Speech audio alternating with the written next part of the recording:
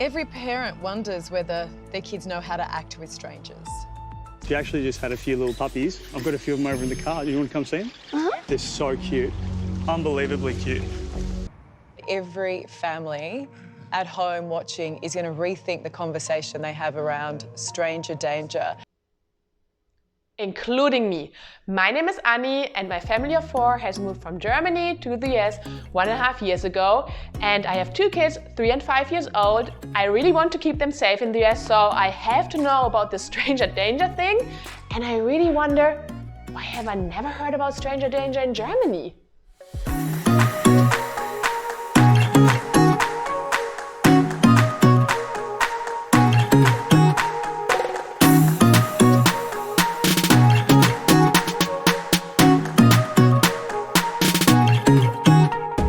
When you talk to an American about child safety and crimes, it almost feels like no child is safe in the US.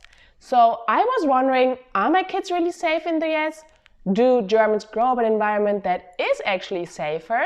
And I really wanted to know, sat down and finally close the gap between fear and perception on the one hand and statistics and scientific findings on the other. And I can't wait to share this with you in my next video. So if you don't want to miss that, don't forget to subscribe. Today in part 1, we will talk about stranger danger and how this really affected our way of raising our kids. We will talk about crazy laws and also about things Germans do every day that would get them in trouble in the US, and I'm talking big time trouble.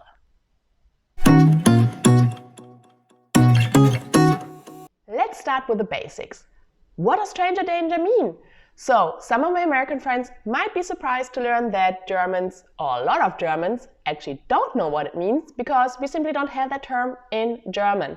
So, in a nutshell, stranger danger is the idea of warning children that any stranger could be potentially dangerous.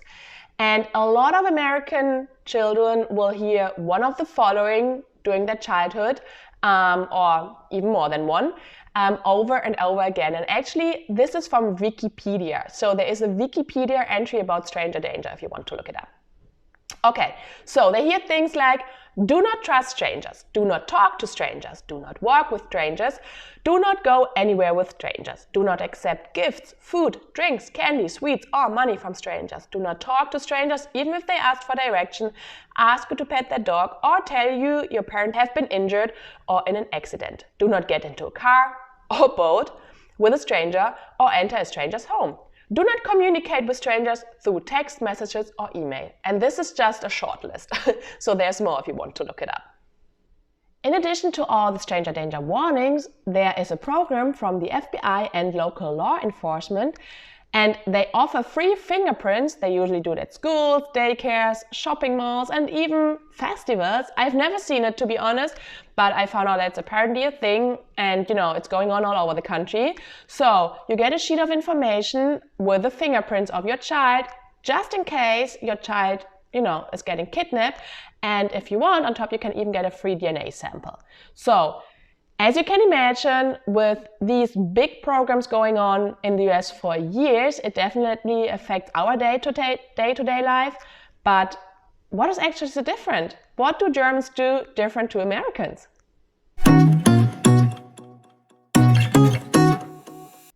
2 weeks ago, this topic came up in my video I have done with MJ, and he's an American, so let's see what he has noticed. Kids walk to school so young here, and it still freaks me out a little bit seeing these little kids just walking to school by themselves. And even when my kids were at schools that were a little further away from where we live, seeing kids taking trams and buses by themselves at such a young age, and I'm like, I can't even imagine letting my, at the time, 7 or 8-year-old take a bus across the city by himself. It freaked me out. So that is one big difference. By the way, if you haven't watched this video or part 2, which you can find on MJ's channel, don't forget to watch it once you're done watching this video. I will link them in the description box below. So again, walking to school or taking public transportations at a very young age is a difference, but it doesn't stop there. I also noticed that even at playgrounds, Americans are much closer to their children. and watch them a lot more. Well, basically in Germany, most of the parents are just sit on the bench, talk to each other, and let the kids play wild and free. On top of that, you can also see 5-6-year-old children walking to a local bakery on a Sunday morning to buy some bread rolls by themselves without supervision. We did send our 3.5-year-old son to see his friend and walk over to her house by himself. Okay, to be fair, it was just 2 houses down the street, but still, he was okay walking there by himself. So I was wondering, would that be legal to do in the US? And is it okay for Germans to leave their kids unsupervised at all time without any legal consequences?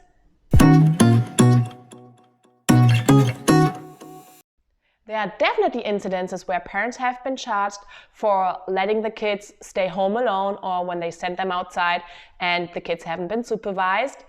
I mean, watch this.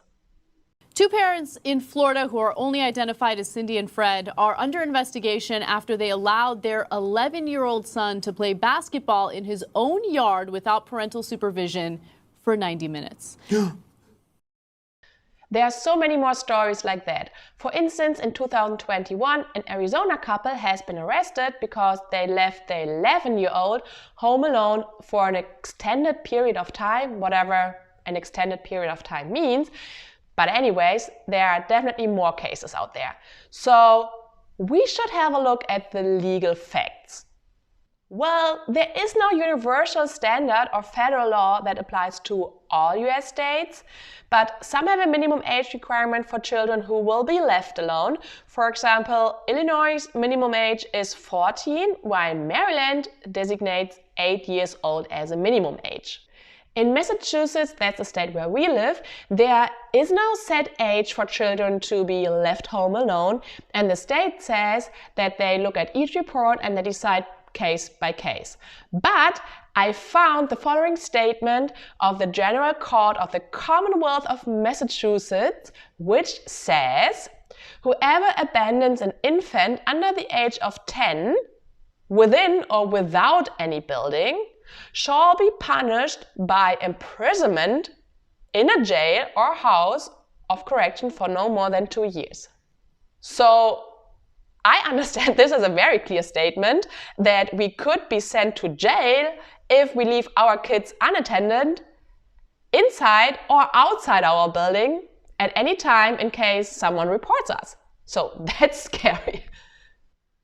What about Germany? Can you believe that there is no law defining at what age a kid can be left alone?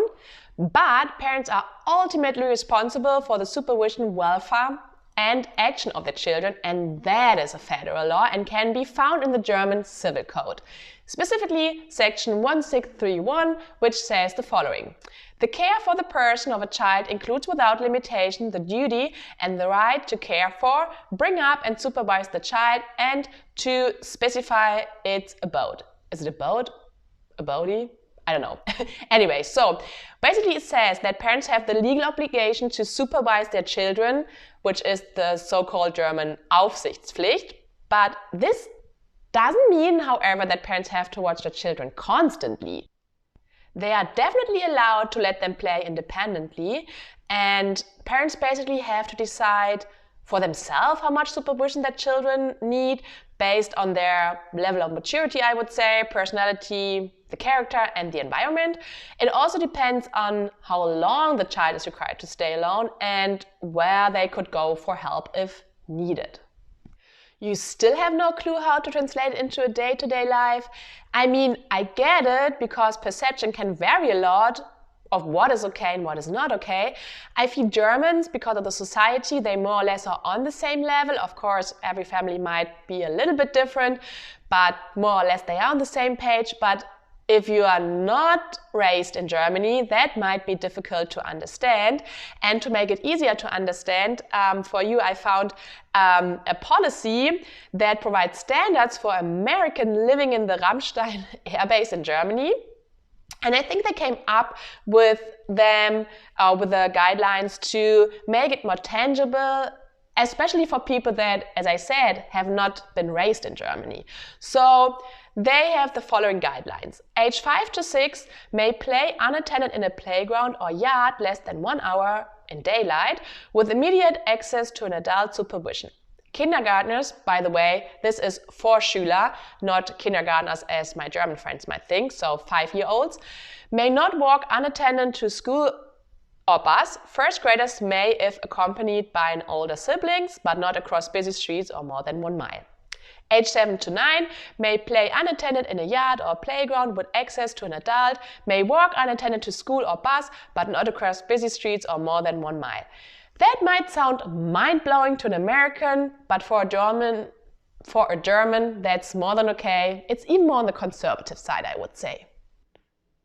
As you can imagine, coming from a country where kids are kind of still running around wild and free, it was definitely an adjustment, not only for my children, but also for me.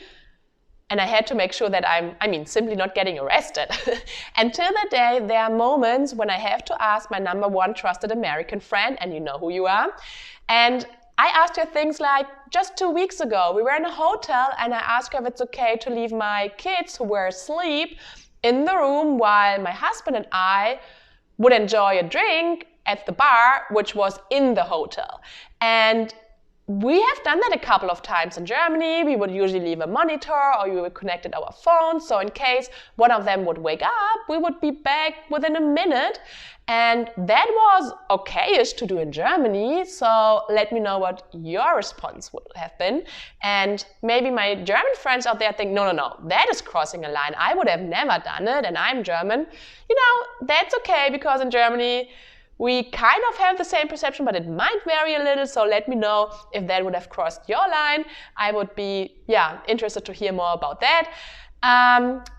So today we talked about stranger dangers and how laws affect our day-to-day life. But there's still one question out there.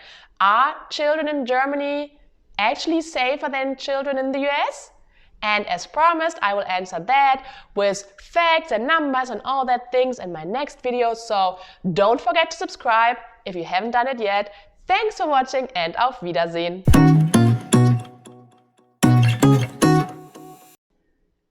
On top of all the